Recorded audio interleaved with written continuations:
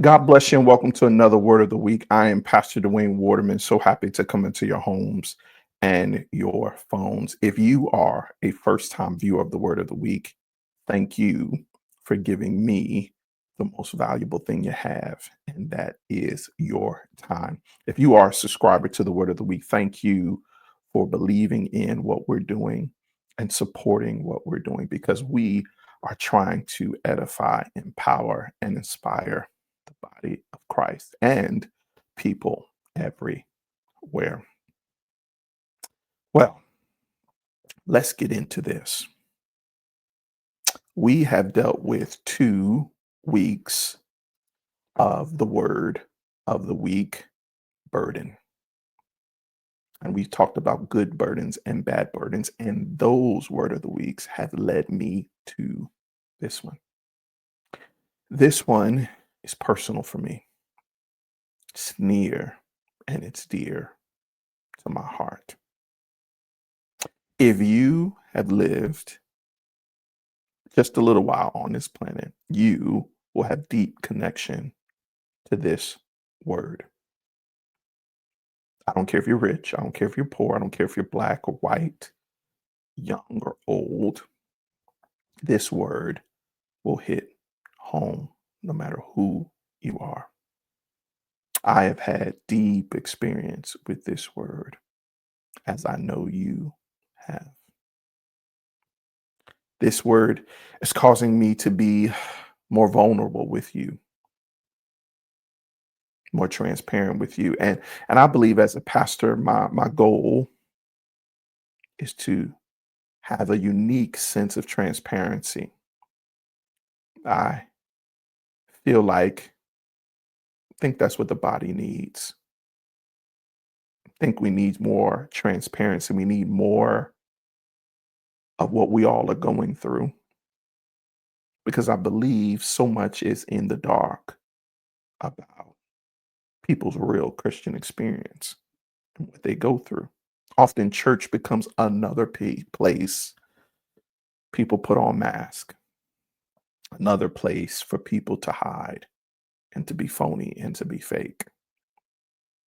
And I understand what that's like. I'm a PK. I understand what that's like. I understand that pressure of perception, the pressure to look like everything's okay when it's not. But my ministry, I want it to be a little bit different. And I know I've gotten in trouble in the past from some folks. I got mentors, I got people in my ear, Wayne tells some keep son, and truth is not about what you can tell. It's often about what the other person can receive. And so I'm trying to gain some more wisdom with my transparency. But I have a deep need to share because it's needed. You need to know the real from the fake. And this word, I believe, is going to resonate with you to the degree that I'm going to take my time with it. We'll be here for a while because it's personally important to me, because I know it will be important to you. Pastor, what word are you talking about? You're doing all this build up. What is it for? Easy. Because when I say the word, you're going to understand why. Because this word is so powerful, so prevalent, so potent in all of our lives, but it is so dangerous. And what word are you asking about? What word, Pastor, are you talking about?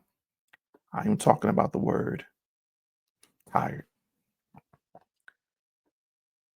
The word of the week for the next several weeks will be the word tired. Now that you see the word show up, hopefully you can understand my buildup. Hopefully you can understand all of what came before it because it is profound. It is powerful. And it may be what somebody out there is going through. And if you've lived a little while, you've had some times and some seasons and some weeks and some months and some years where you would, there's somebody watching this right now. You are tired in a way you can't even communicate. You are tired in a way words cannot accurately articulate. You are tired in a way that makes you stop trying to explain to people how tired you are. Been tired for quite a long period of time. And this word is for you. This word is for anybody who is tired, whether you are a husband and you're tired, your wife and you're tired, your mother, tired, your father, you're tired, your sister, you're tired, your brother, you're tired, you're a pastor, you're tired, you're a business owner, you're tired, you're an employee, you're tired, because tiredness affects us all.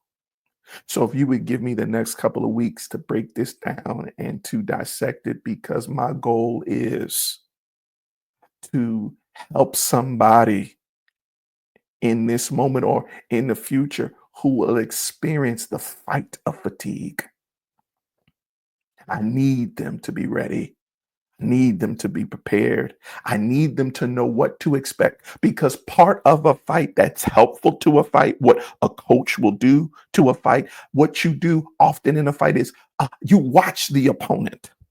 Watch maybe other fights that the opponent had so you can see how that opponent fights, so you can be prepared. And it is my desire to give you a preview of your fight of fatigue. Because if you are doing anything for God, if you're doing anything of note, if you're going to follow your purpose, if you're going to follow your passion, if you're going to be a good parent, if you're going to be a good husband, if you're going to be a good wife, if you're going to be consistently responsible, you are going to fight the fight of fatigue. And you need to be ready. So here I am getting you ready for your fight as we talk the rest of the way about being tired. You know, I'm a preacher, and if I had to preach this, I would call this tired is my testimony. Yeah, that my testimony is I'm tired. Tired is my testimony. I know you might can't tell everybody that's your current testimony. Let's keep that between me and you. But I know you're tired. There's people that I know that watch this personally. I know you're tired, and the Spirit of God has heard your cry, and He's sending the word to you to heal you, because we're going to talk about the testimony of the tired, because He's coming to give you strength. Now, there's two things I want to do on this word of the week, and my goal for this word of the week is just to define tired and tell you the dangers.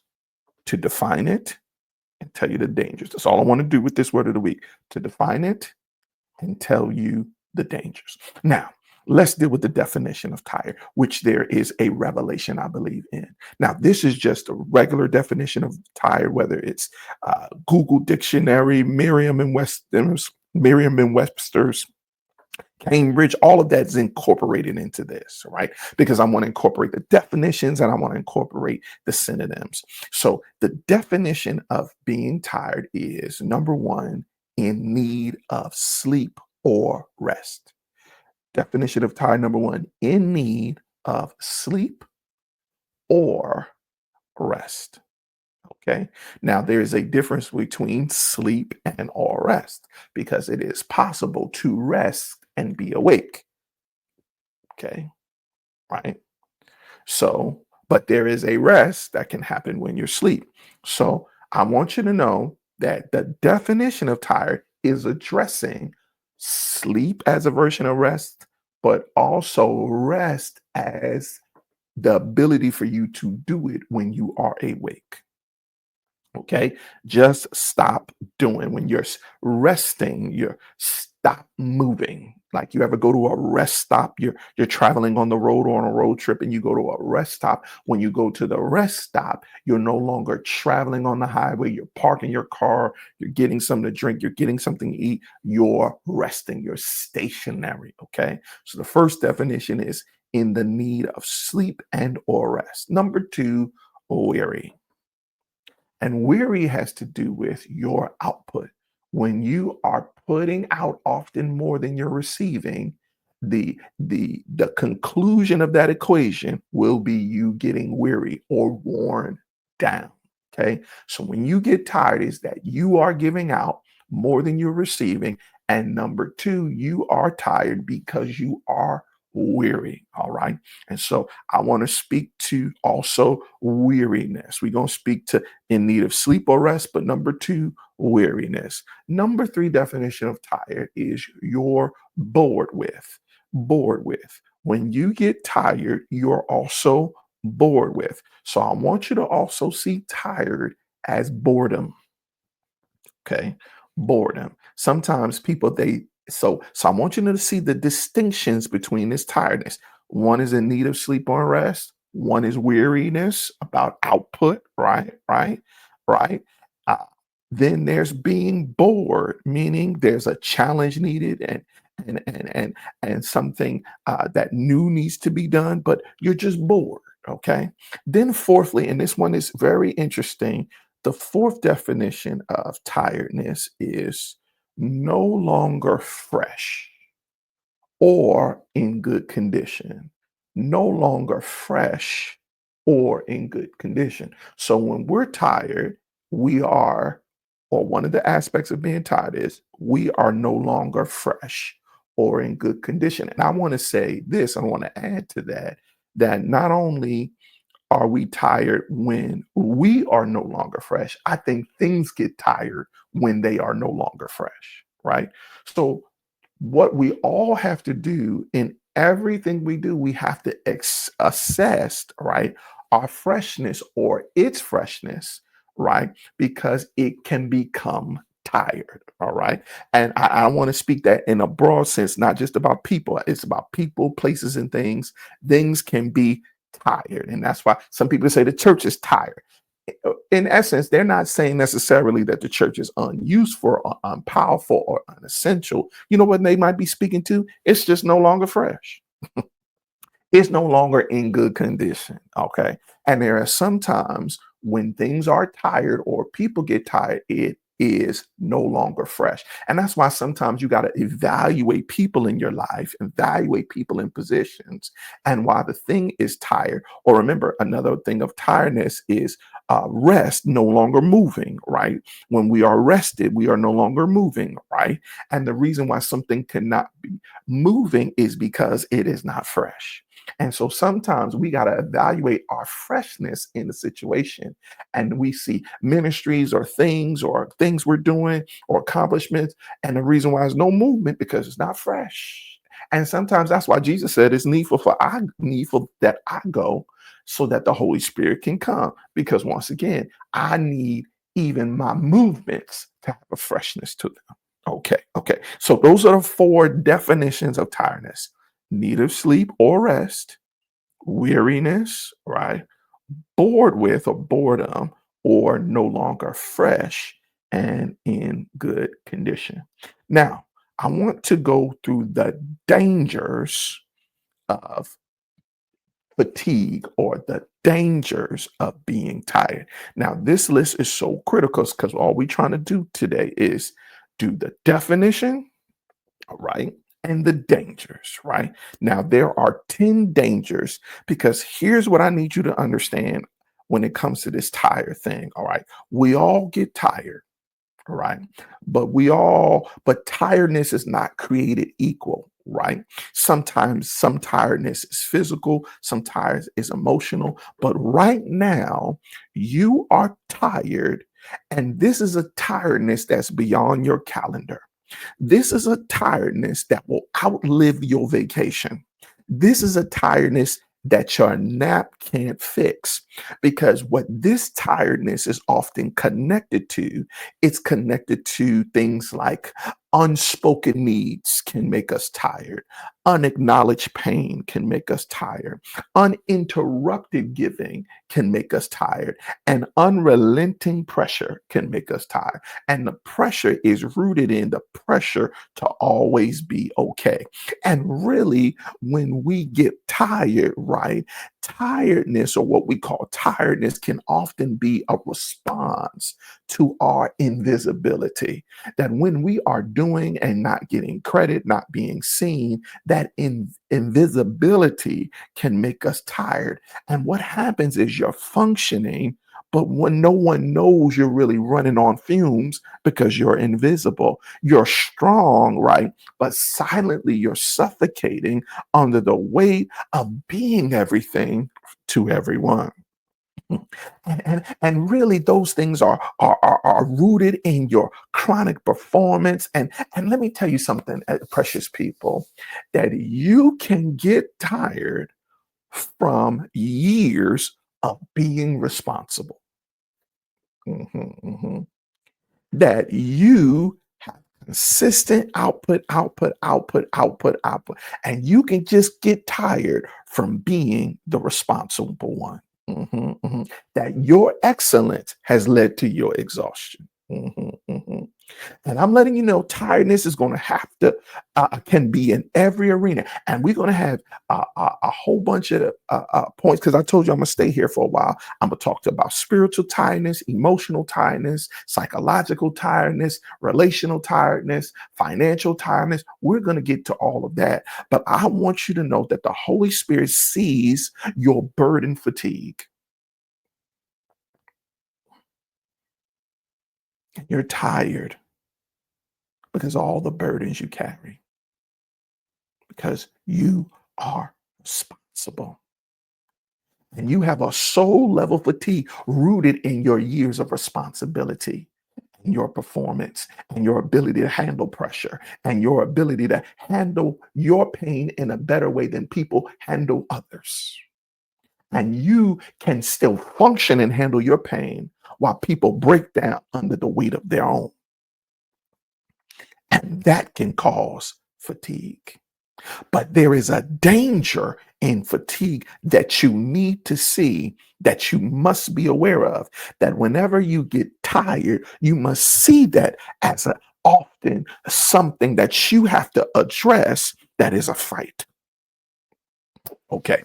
Now, there are 10 things that I want to go over before we close that are dangerous when it comes to your fatigue.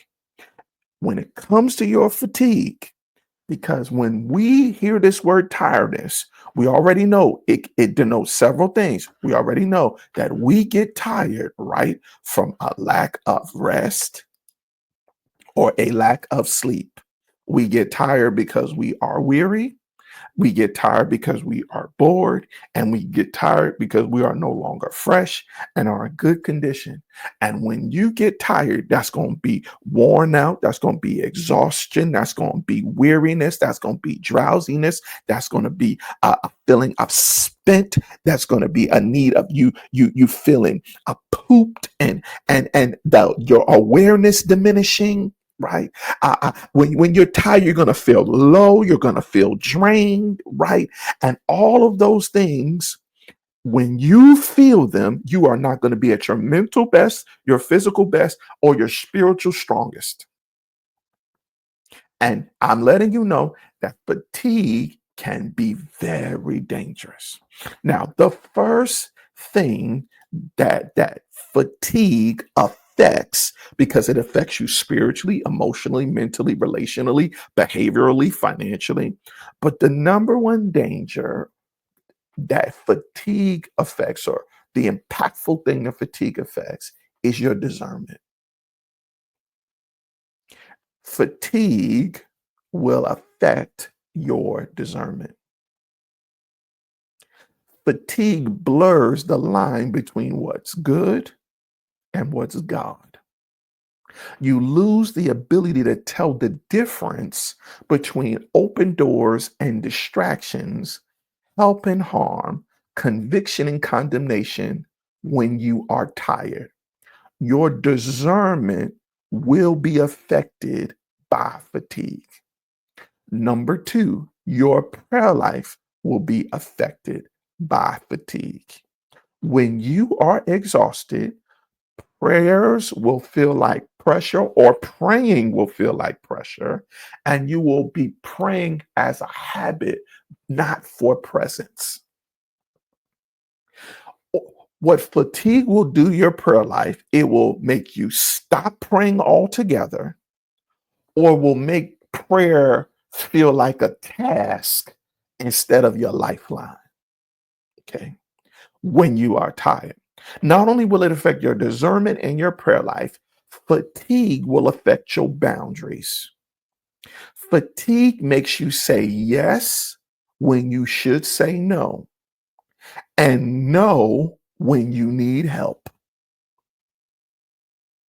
Fatigue will make you become overly self sacrificing or completely withdrawn because it will blur your boundaries. When you are going through a fatigue place, it will be more easily or easier to be disrespectful when you're tired, right? Because it blurs the line of boundary. When you tired, that ain't your mama right now. When you tired, that ain't your husband right now. When you tired, that ain't the pastor right now. Because fatigue blurs your boundaries. And you need to know this, right? When you are tired, fatigue will impact your voice. Fatigue oh, silences you. You stop advocating for yourself when you get tired. You often will stop sharing your needs and you will stop often confronting the things and the people that hurt you. Fatigue will make your voice subtly disappear. Hmm. Fatigue won't only affect your voice, number five, it'll affect your faith. Tiredness makes faith feel fake. When you're drained, believing feels like you're lying. Trusting feels like foolishness. And hope feels like a setup for a heartbreak. I'm letting you know it will diminish your hope, and you need hope for faith to function because we know faith is the substance of things hoped for, the evidence of things not seen. If there is no hope, there's nothing for faith to work with. And when you get tired, your hope will diminish. Therefore, it will impact your faith.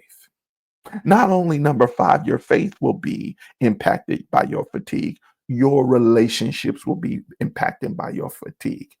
Fatigue turns love into labor. You start pulling away from people you love, not because they're toxic. They might get on your nerves, but not because they're toxic people, but because you're too depleted to be present. When you're tired, you don't know how much energy it takes to show up. It takes a lot of energy to show up as a mother every day. It takes a lot to show up as a father every day. It takes a lot to show up as a leader every day, as a business owner every day. It takes a lot to show up every day as a pastor. And I'm letting you know that show up, that presence is at a cost. And when you get tired, you get too depleted to be present. That's why a lot of things will slide when something is tired. And you'll come home and you'll see everything running around. What's going on? You usually have a type shit. I'm tired. I'm letting the kids do whatever they want to do because you're tired. A lot of times you'll let stuff slide as a leader, as a pastor, because you're tired. Let them do whatever they want to do. And you'll cast off restraint because you have fatigue. Mhm. Yes, yes. Because remember, your boundaries are being eroded. And that's why people cheat because they tired. They don't care about vows at that point. I care about what I need, right? And all of those things are really caused by fatigue. I don't care about what the words say. I'm tired, right? All of those things are because you're fighting the fight of fatigue. You know what else is impacted by your fatigue? Your creativity. Fatigue kills imagination. You can't innovate, envision, or dream while you're tired. Survival mode often suffocates vision. And so whenever you're tired, it will limit your creativity. And so if you are creative, if you're a singer, if you're an actor, if you're a painter, whatever creative endeavor you do, I need you to make sure before you engage in your creativities, you're rested. You know what else your fatigue will impact? Number 8, your identity. Tiredness confuses who you are with what you do. When you're tired, you start thinking, if I'm not producing, I'm not valuable. And that mindset is created by your fatigue. Because not often will fatigue, or also will your fatigue become identity. And not only it will diminish your voice, it will become a voice to you. That fatigue will often become the voice of God to you, trying to navigate your life when it's really not God and it's really not the faith in God or of God. It is your fatigue.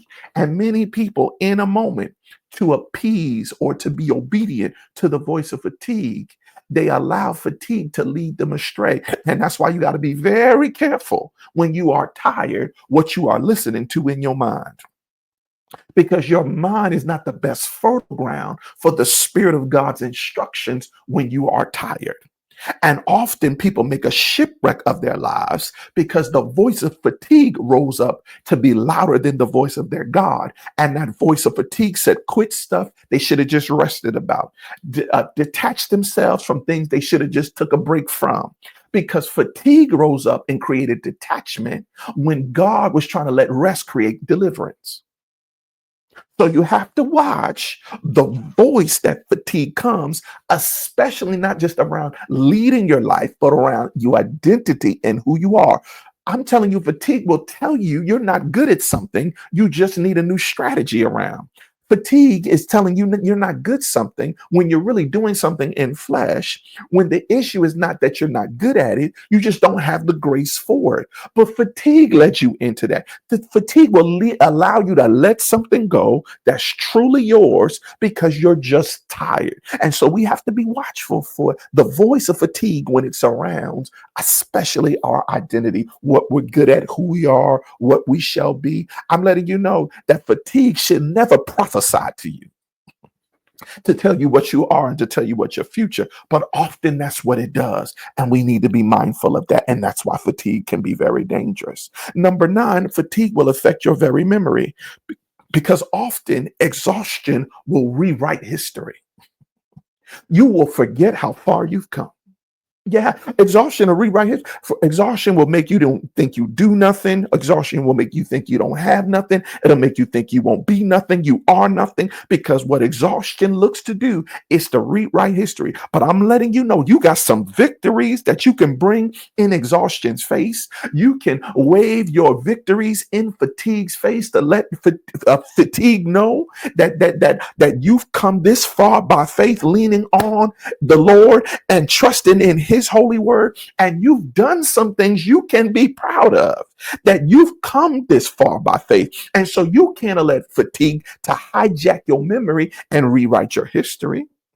And you can forget how far you've come, the victories you've won, how faithful God has been, how strong you actually are. Fatigue will distort that testimony if you let it. And then finally, fatigue will affect your obedience. Fatigue will convince you delay is discernment. Fatigue will make you postpone purpose, not because you're unsure, but because you're too drained to try, or you're too drained to try again. Hmm. So, the dangers and the definition of tiredness. All I wanted to do this first video was define it and tell you the dangers of it. And if you're going through fatigue right now, you can identify with one of those dangers. What is fatigue telling you right now that is not true? about yourself, about your family, about your calling, about your purpose. And I'm letting you know that fatigue is telling you a story that you are believing. And this series is going to teach you the strategy of fatigue, how you fight it. So, as I close, I want to bring back to you our points of today when it comes to defining tiredness. What is tiredness? I need you to know that when we talk about tiredness, when you're tired, you're in need of sleep or rest. Number one, when you're tired, you're weary, meaning you've had a lot of output with not equal input. And that's caused you to be weary. Number three, you could just be bored with something that you need to reevaluate your involvement in. That's caused you to be tired. Or number four, no longer is there a freshness in that area of your life, or it's in a bad condition.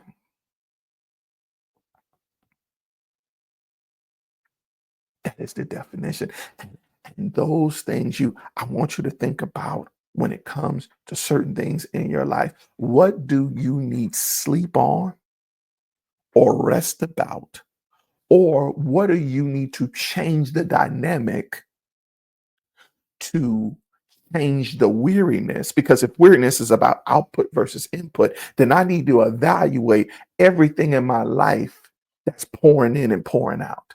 And in order for me to shift my tiredness in that area, it's not really about prayer. It's about me changing what's pouring that's making me weary. Or what am I bored about? Or what is no longer fresh that I need to get some freshness about?